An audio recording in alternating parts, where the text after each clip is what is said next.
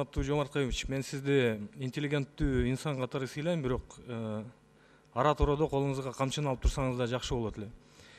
Албетте, чек арадагы назик маселелерди дипломатия жолу менен чечиш керек, бирок дипломатиядагы эби менен болсо жакшы болот эле. Кечээки акыркы Баткендеги чек арадагы тополоңдон кийин эртеси Астанада өзүңүздүн статусуңуздан ылдый турган вице-премьер менен аша чапкан бир дипломатияны колдонуп, сырттан билбеген адам караганда, сиз анын колундагы бир ага көз каранды болгон адам катары мындай көрүндү да.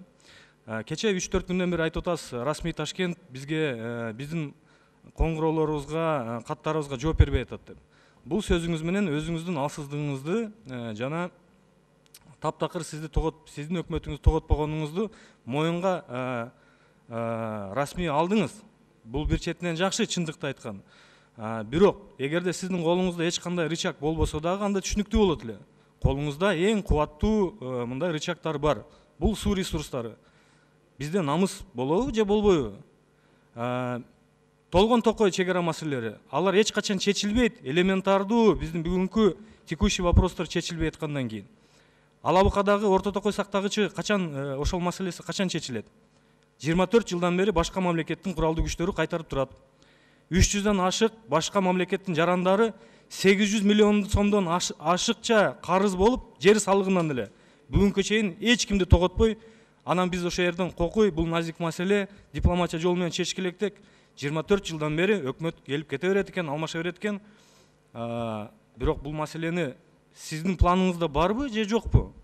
Макул, бүгүн 13-жылдын отчетун карап атабыз. Бирок сиз иштегениңизге 2,5 жыл болуп атпайбы? Сиздин компетенцияңызда бар эле ошол былтыр деле бул маселелер. Кыргыз эли дайыма менимче мындай намыс деген, улуттук намыс дегенди биринчи орунга коюп келген. Бул маселе боюнча бир айтып койсоңуз, шайлоочулардын күндө сурап атат.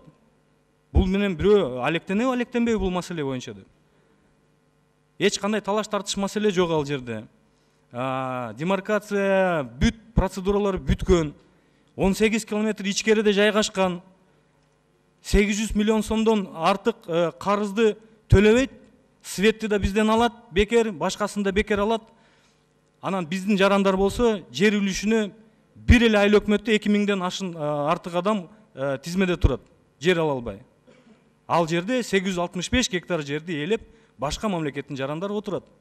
Качан биз баягы күнүмдүк өрт өчүргүчкө окшоп күнүмдүк убакыт менен эле анан улуттук кызыкчылыкты камтыган мындай маселелерди эртеңки күнгө калтырып жүрө беребиз. Ошо боюнча мен сизден суранам, бир так анык маалымат берип койсоңуз. Рахмат чоң.